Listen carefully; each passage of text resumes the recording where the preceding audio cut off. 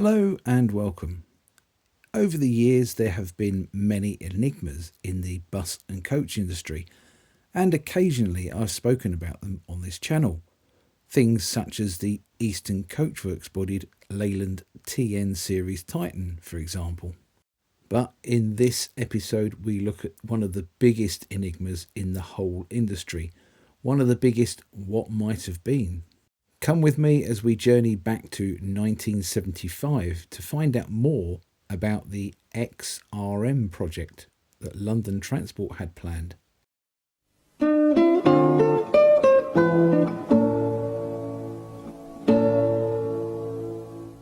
For many years before the Second World War, London Transport were looking at standardisation for their whole bus fleet. But it's fair to say that this standardisation certainly never came until after the Second World War, when the vast fleets of RTs started to enter service. They would take 6,956 of the RT class, and that would include things such as the RTLs, the RTWs, and of course the standard RTs. And even then it wasn't totally standardised. There was still a large fleet of trolleybuses, for example. The single-decker fleet consisted of mostly RF types, and at first glance this would be quite standardised, but again there were other classes in there such as the diminutive GSs. Now some people have said that the RT was outdated when it went into production after the war. It was, after all, an idea that was conceived in the 1930s that was being manufactured in the 1940s and early 1950s. But the Routemaster would be introduced from 1954. London Transport would take 2,123 of the standard Routemasters. And again, these would go on to be pretty much about as much of a standard bus as London Transport could hope for. They performed relatively well in the city. They fitted in very well with the London Transport maintenance system, and they were loved by the crews and the passengers. A bit like the RT, there's an argument that the Routemaster was also an outdated design before that got started too. And I'll leave you to fill up the comments down below with your thoughts on that. I'm not too sure, to be honest with you. I think it started out fairly advanced for its time, but its days were certainly numbered with the arrival of the Leyland Atlantean in 1958 and the Daimler Fleetline in 1960. And even before the last Routemaster had entered service in May 1968, it was an RML by the way, the London Bus Reshaping plan had suggested that more use should be made of one-man operated buses to help reduce the severe staff shortages that London Transport was experiencing at that time. There's the irony right there, isn't it, that London Transport knew it should be heading towards one-man operated buses but was still receiving vast quantities of Routemasters for another 2 years. Another idea of the reshaping plan was that single-decker buses should be used instead of double-decker buses. And if you'd like a video on the reshaping plan, please comment down below, because I don't want to overwhelm you with all things London Transport, but again, it's quite an interesting sign of the times, how thoughts and how things were done in the 1960s. The idea behind this shaping plan would see 1,503 AEC Merlins and Swifts being delivered between 1966 and 1972. Now, the Swift certainly wasn't a bus that was exclusively designed for London Transport, although the bodywork on the Merlins and the Swifts was. And I know you're going to say, well, the Merlin was an exclusive vehicle for London Transport, but that was still basically a Swift, wasn't it? It was just a slightly different Swift. So again, it was a bus that was off the peg, I suppose you could say. Most of these buses were two-door standees, a type which is readily accepted in most parts of the world, but seemed to prove unacceptable and unworkable in London. Although, to be honest, that's not just a London thing. That's pretty much the UK prefer double-decker buses where everybody's got a seat rather to single-decker standee buses. It has been tried in a lot of other areas as well, such as Bristol, for example, and it probably proved equally unacceptable there as well. I think the British philosophy is if you pay your bus fare, you expect to have a seat irrespective. You don't really want to be strap hanging or standing up next to a pole, do you? Now the AEC Merlins, which were slightly longer than the Swifts, the Merlins being 11 metre long, were deemed to be too long for certain types of operation in London. So after 665 had been delivered, production was switched to the 10 metre long AC Swift. A little while after the first Merlins turned up, London Transport had placed an order for Daimler Fleetlines. These would of course be the DMS, the D and the DM class, and it would build up a total fleet of 2,646 Fleetlines, these being delivered between 1971 and 1978. And again, this was heralded as the bus of the future. But of course, as we know, it wasn't, and it ended up in disaster yet again for London Transport. The buses being neither popular with the engineering staff or the passengers, even though of course Daimler Fleetlines operated in many countries, many cities, and much more arduous conditions than London, Hong Kong being a prize example of that. All of this would see the lives of the RT class and the RM class being extended, the last RTs not coming out of service until the late 1970s, and the Routemaster again was forced to soldier on. Indeed, it can be argued that the 1970s was a decade of disaster for London Transport when it came to new buses.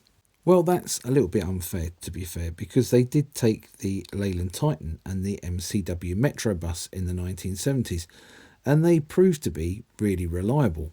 In fact, both manufacturers had involved London Transport in the design of their new products, and the Leyland Titan was due to have been built initially at Park Royal and then at the AEC factory in Southall.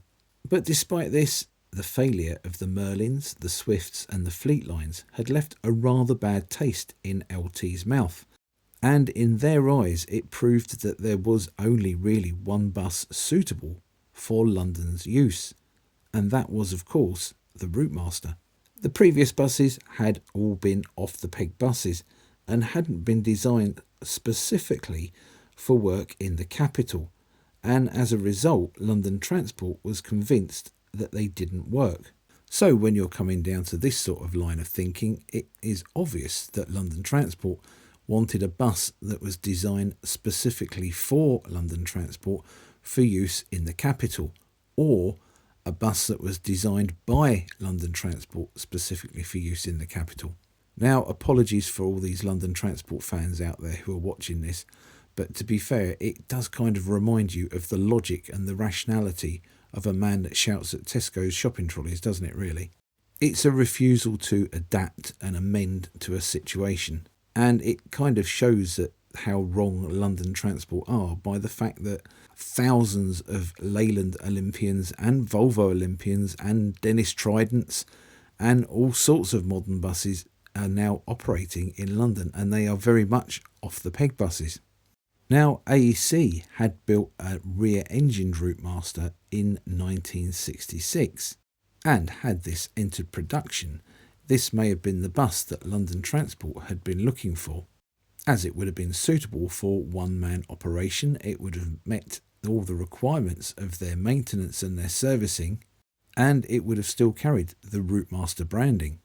I did a video on the rear-engine Routemaster some months ago, and I'll try to remember to put a link to that video up in the top right-hand corner for you to watch at your leisure. Unfortunately for London Transport, by this point AEC was part of British Leyland, and Donald Stokes, who was the then chairman of British Leyland, certainly wasn't a big fan of the rear-engined Routemaster project. He could see that the Leyland Atlantean was going to be the bus of the future, which is a bit of a strange thing for him to say, isn't it really, especially when there was the Fleetline and the VR in production, and they were all under the umbrella of British Leyland. Surely it would have been easier to offer one of these models with an AC engine, don't you think? With London Transport now convinced that they needed a bespoke bus built for their very needs, This would lead to the XRM project. The XRM would take over from where the RM had left off. It would be reliable, economical, comfortable, and easy to maintain, all the qualities for which the new generation of London buses apparently lacked. London Transport would design it, and it would be built by existing vehicle manufacturers.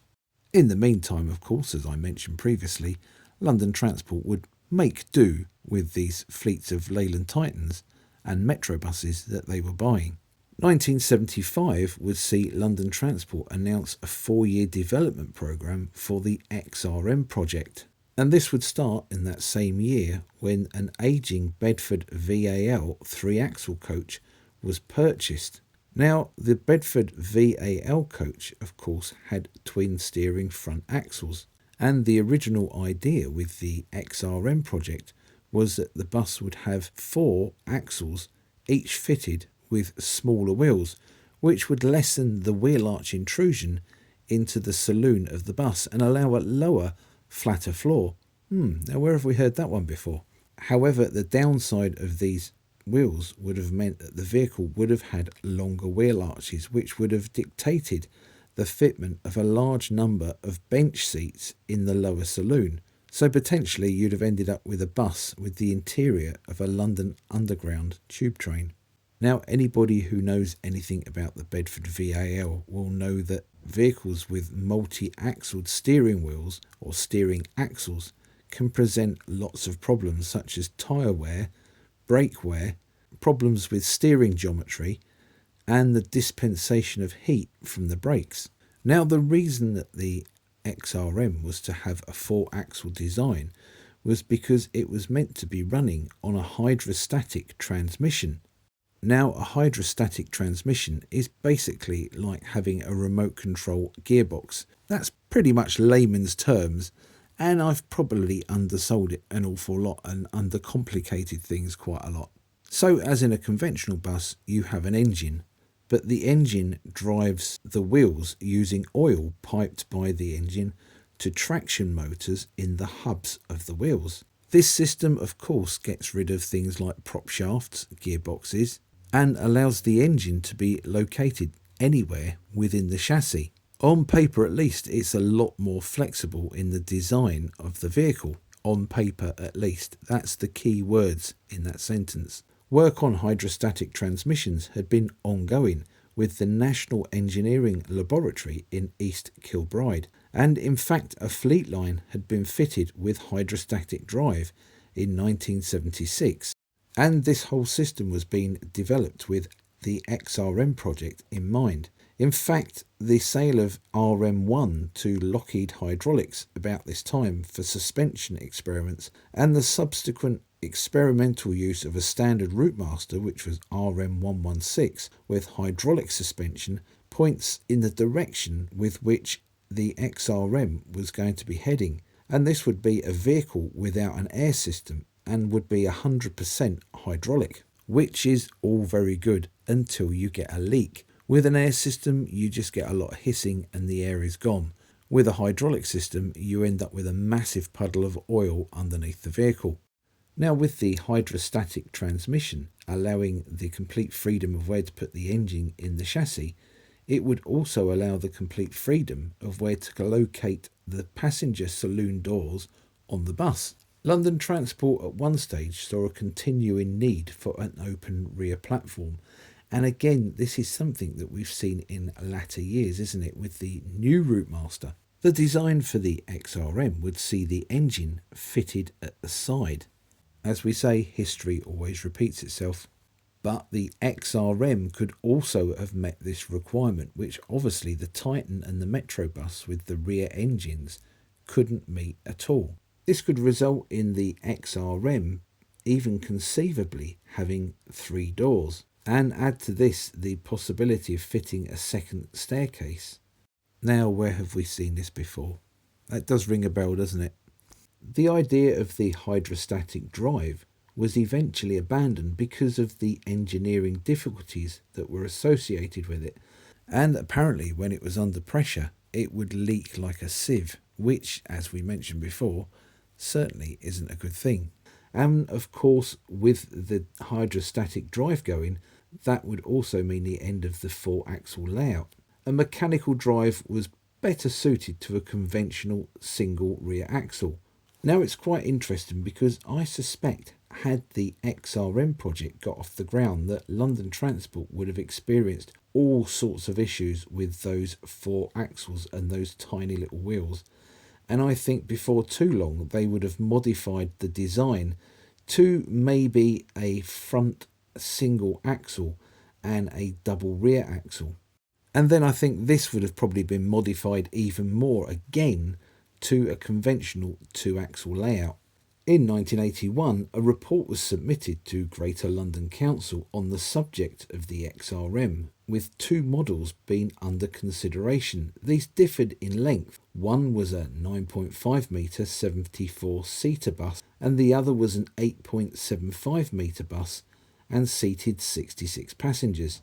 These seating capacities were for 2-door models, and the target unladen weight with the buses was a credible 8 tonne for the standard version and 7.5 tonne for the short one.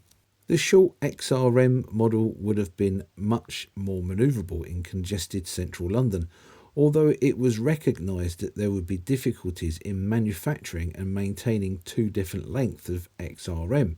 But by this point, in 1981, it was recommended that the XRM project be shelved. The only physical legacy from the XRM project was the Bedford VAL chassis. Now this wasn't quite the end of the story, because London Transport approached Metro Camel Wayman to build something a little bit different from their standard Metro bus, and this would be the QRM project. Q being based on the original AEC Q from the 1930s, which had a side-mounted engine. MCW and London Transport worked together to try and devise a chassis where the engine could be mounted at the front, the rear or the side. And indeed, MCW allegedly got as far as building an underframe for such a vehicle. However, this would be the year that London Transport didn't order any Metro buses from MCW, instead switching over to ordering buses from Leyland.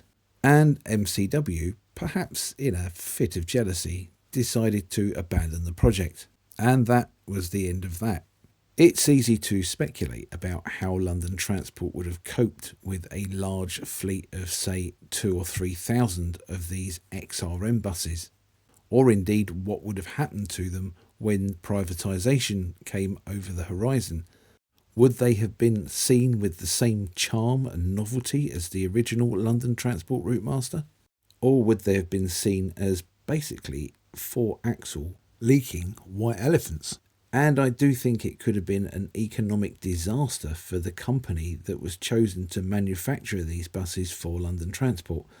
In the early 1980s, there were the first signs of an economic recession, which, with the design and the manufacture of a new bus solely for one customer, certainly could have pushed that manufacturer over the edge and into insolvency.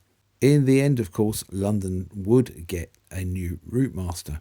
But that's a story for another day. And if you'd like to see a video on the follow-up to this with the new bus for London, you know what to do. Comment down below. And incidentally, all these AI images that you've been looking at through most of the video are actually based on the original model and drawings of the XRM bus.